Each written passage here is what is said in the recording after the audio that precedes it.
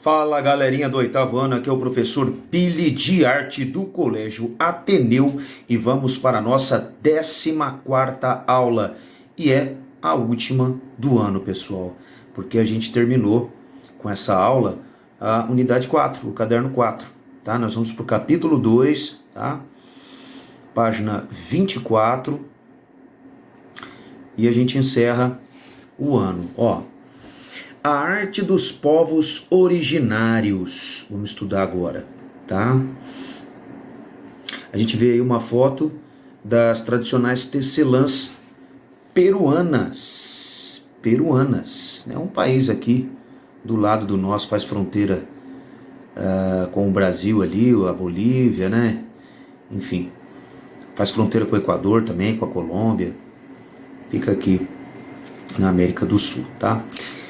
Então, esse capítulo abordará a arte dos povos originários, próprios aqui antes da chegada dos europeus, ou de outros povos que sucederam os povos antigos. Práticas ancestrais como as artes da fibra,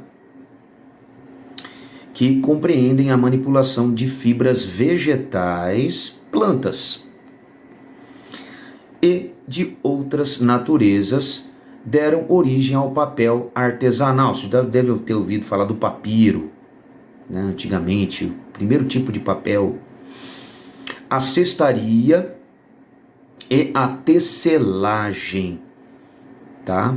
Então, tudo isso a gente vai ver, tudo feito com fibras de vegetais. Da argila, que é aquela areia na beira do rio, e dos desdobramentos técnicos que se seguiram, foi possível extrair as cerâmicas, os jarros, né, os vasos, que compõem um traço investigativo das civilizações ancestrais. Dá para a gente saber muita coisa das civilizações ancestrais a partir das figurações, dos desenhos desses vasos, que habitaram os diversos continentes do planeta. Vejamos alguns exemplos a seguir, tá? Então vamos lá. Tridimensionalidades ancestrais. Tridimensional é que dá para ver o todo, né? Tem volume. Você já imaginou como é a fabricação de suas roupas?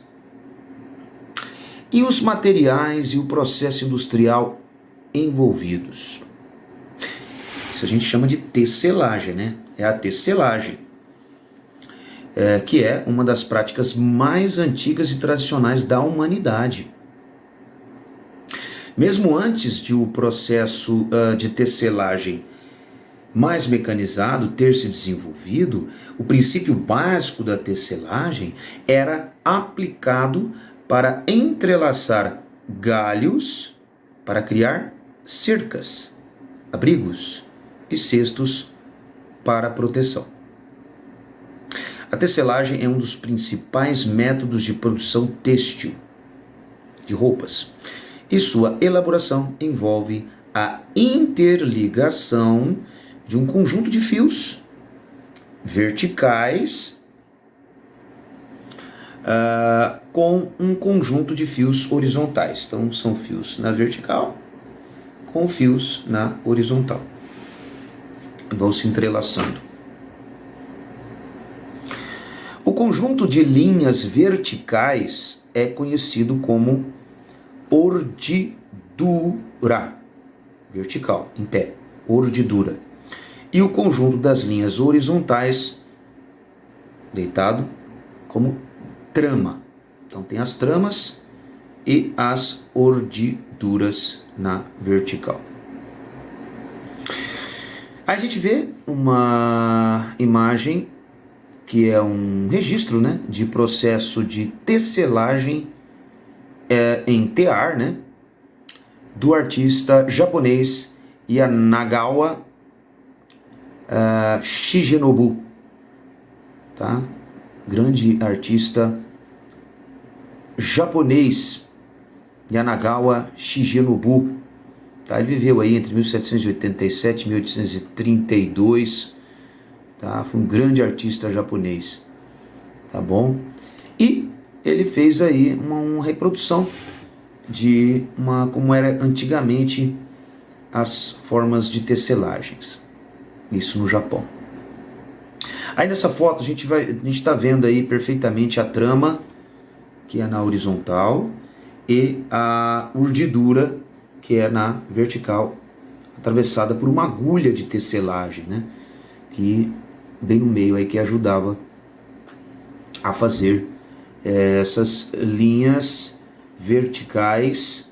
A agulha nesse caso aí estava fazendo a urdidura, né? Estava passando a linha para juntar e fazer a urdidura. Bom, a tecelagem ela pode ser feita manualmente ou usando máquinas. Os mecanismos utilizados para tecer são chamados teares. Então, toda vez que usa-se o mecanismo de tecer as tramas, as urdiduras, a gente chama de tear. Os primeiros teares possuíam uma estrutura de madeira bruta e gradualmente transformaram-se na moderna e sofisticada máquina de tecelagem eletrônica, que hoje em dia faz as nossas roupas. A tapeçaria é uma prática milenar, quer dizer, de muitos anos, desdobrada dos conhecimentos de tecelagem. Outra técnica aplicada tanto na tecelagem quanto na tapeçaria é o tingimento dos fios. Bom, o tapete persa. O tapete persa, vocês já devem ter ouvido falar, é uma parte essencial da arte e cultura persas. Bom, para quem não sabe, persas é uma etnia que viveu aí antiga, muito antiga, eles chamavam de dinastia persa, né? Que era uma dinastia muito grande, que assim, que teve o seu auge aí 500 anos antes de Cristo, tá? Era a dinastia dos reis Aquemênidas, os reis Aquemênidas, tá? E pegou uma grande parte ali da parte da norte ali da África, parte ali da Ásia ali, do Oriente Médio, né? Foi aí um império fantástico, um império persa, né? Foi ali que surgiu os famosos tapetes persas. Então a tecelagem de tapetes é indubitavelmente uma das manifestações mais características da cultura e arte persa e remonta à antiga Pérsia. Então o luxo a que se associam os tapetes persas forma um surpreendente contraste com sua modesta origem entre as tribos nômades da Pérsia. Nômades é que vai viajando de um lugar para o outro, que não tem um local fixo para morar. Então, o tapete era um bem necessário para proteger-se do inverno rigoroso.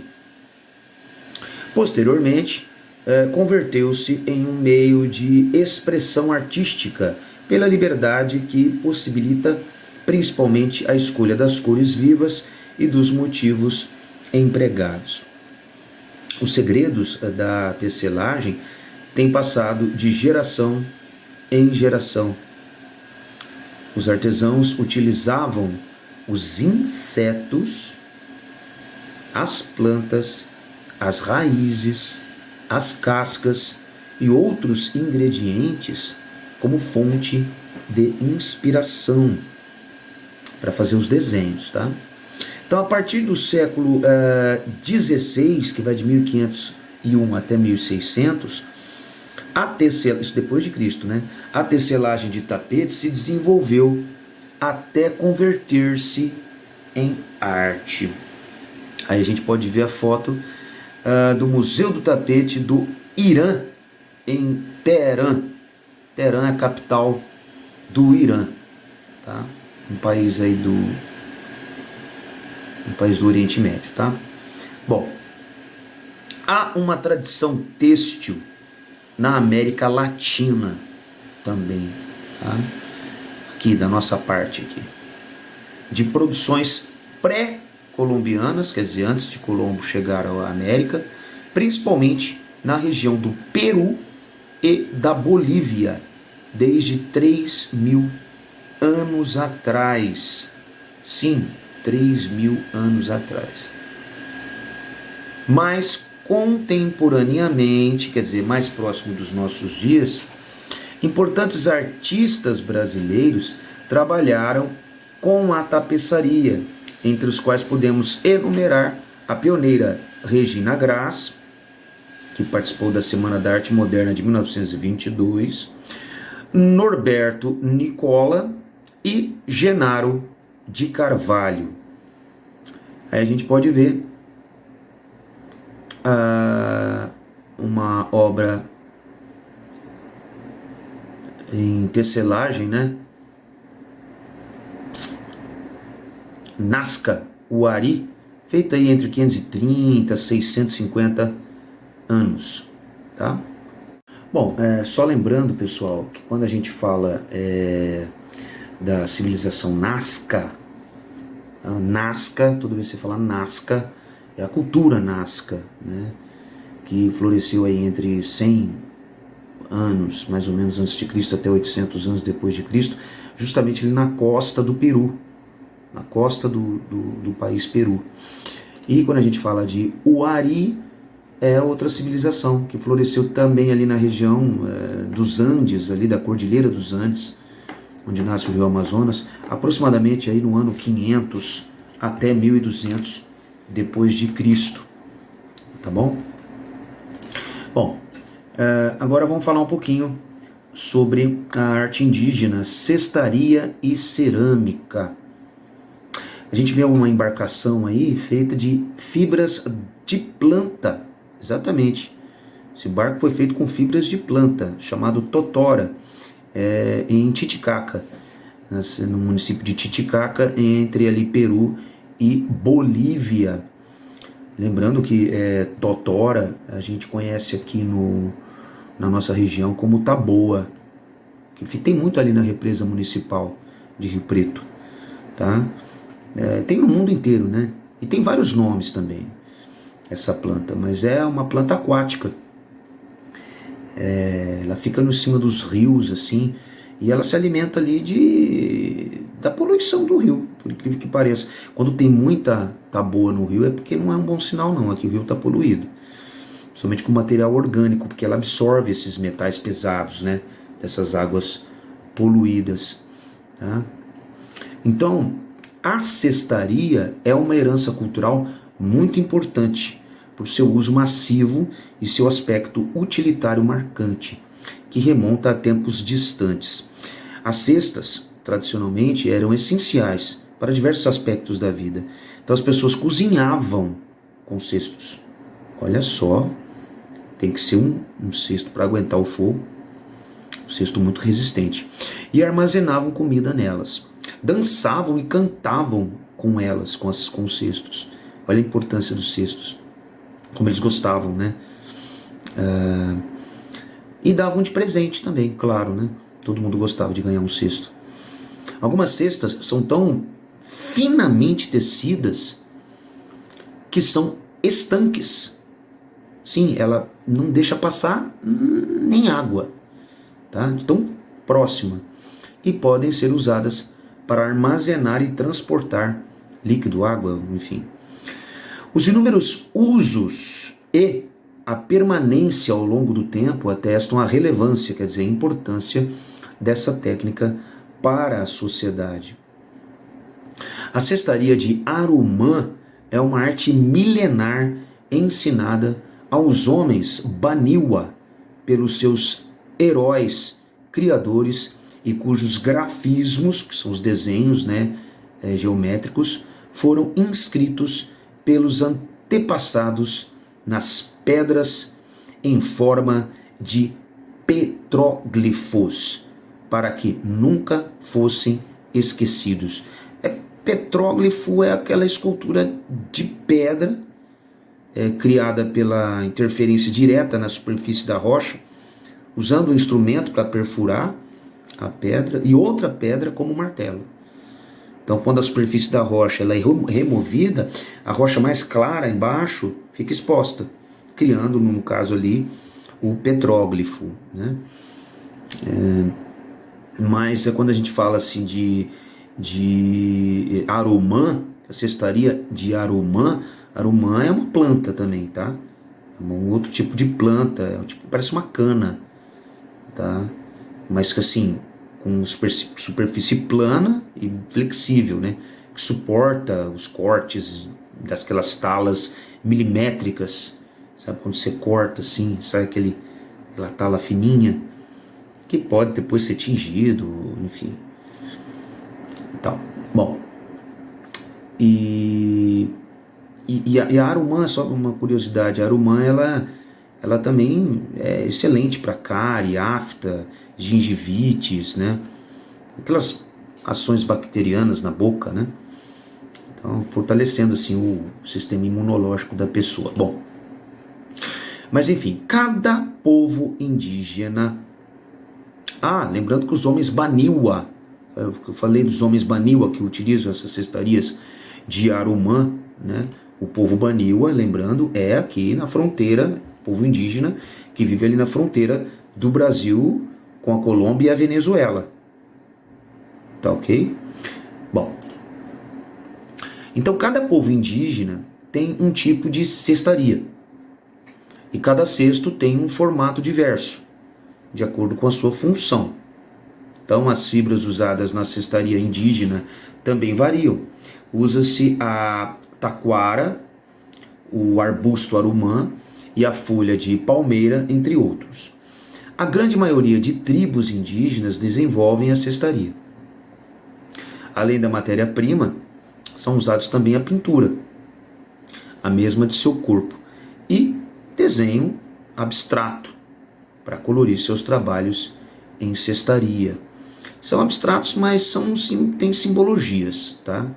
Esses desenhos. Geralmente um símbolo representa um animal, enfim, uma planta, alguma coisa importante para eles. As cestas podem ser tanto objetos utilitários, que eles usam no dia a dia, quanto obras de arte requintadas. Muitas cestas tecidas para uso funcional do dia a dia contêm padrões de design elaborados e costura complexa, que requerem conhecimento de geometria e conceitos matemáticos que não são feitos em uma calculadora. Esses trabalhos são uma forma de autoexpressão. É uma conexão com a terra, com os antepassados e com o lar deles. Então a cerâmica indígena também é um conhecimento milenar na confecção de objetos utilitários. No Brasil, há a cerâmica marajoara, produzida na ilha de Marajó, desde mais de 1000 anos atrás. Lembrando que a ilha de Marajó é aqui, né? No Pará. Tá? No estado do Pará. É a maior ilha fluvial do mundo. Do mundo. Tá? Fica na região norte ali do Brasil. Ela é considerada uma ilha assim, como é que eu vou dizer, fluvio-marítima. Fluvio-marítima. Meio rio, meio mar, porque é tudo... mas é considerada a maior ilha fluvio-marítima do planeta.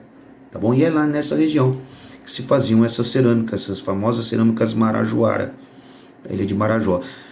Então os ornamentos, quer dizer, as pinturas, são constituídos principalmente de desenhos harmônicos, equilibrados e simétricos. Muito parecido com o outro, né? A cerâmica Cadiueu, por exemplo, é outra que se destaca entre os povos originários da América do Sul. Cadiueu também eles são mais conhecidos como os índios cavaleiros, né? Porque eles têm muita destreza na montaria de cavalos, né? E aí eles guardam na mitologia deles, né? Na arte deles, os rituais entre hierarquias, enfim, dos senhores e cativos guerreiros, né? Eles lutaram, inclusive, pelo Brasil na Guerra do Paraguai. Lutaram na Guerra do Paraguai.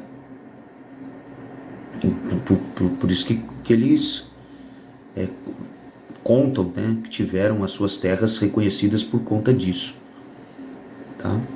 Bom, e a gente está vendo aí a imagem de uma cerâmica Cadiueu, né? E aí uma cerâmica Marajoara. Tá? E assim como na Grécia, aqui na América também eles faziam pintura em negativo nessas cerâmicas. Como é que é isso? A pintura em negativo é uma técnica bastante especializada na qual os grafismos, quer dizer, os desenhos geométricos, permanecem da cor natural do barro, enquanto o resto da peça recebe a cor preta, resultante da técnica de defumação, quando coloca a cerâmica dentro de um forninho, né? Então, para atingirem esse efeito, as mulheres, geralmente são as mulheres que fazem os desenhos na cerâmica depois que a peça foi queimada. Então, a peça primeiro, para aglutinar, né, para o barro ele ficar duro, tem que queimar a peça. Então, depois da peça queimada, elas usam várias camadas de argila misturada em água, né? Que a argila é aquele areinha na beira do rio, né? Que permanecem na peça temporariamente e protegem o desenho da fumaça que virá depois. Então, após toda a peça ter ficado preta, as mulheres removem as camadas de argila que protegeu aquele pedacinho ali, como se fosse um decalque, né? Decalque. Aí ele tira o decalque, aquela argilazinha, e aí revela os desenhos. Vocês vão dar uma olhadinha aí numa pintura em negativo, e eu me despeço de vocês. Viu, gente? Obrigado pela atenção do ano todo. Feliz Natal, um ano novo maravilhoso. Ano que vem estaremos juntos, se Deus quiser. E parabéns pelo empenho de vocês, pela dedicação. E Deus abençoe, tá? Um beijo no coração de vocês. Curtam aí a pintura em negativo. E até o ano que vem. Até a próxima. Beijo. Tchau, tchau.